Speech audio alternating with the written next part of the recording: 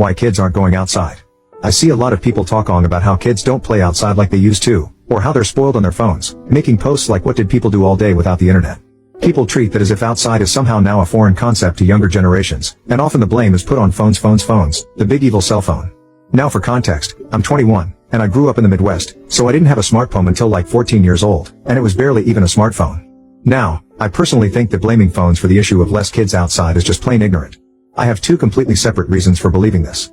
The first being, the way I grew up. I grew up throughout the 2000s and 2010s, the era most point to as the last time kids went outside and weren't distracted by those dang phones. Now, I didn't have a phone for a very long time. But I did have movies, a PS2, and the internet.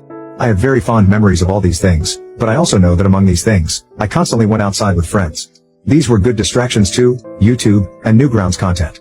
Still, we went outside a lot, and had to knock on each other's doors to see who was available.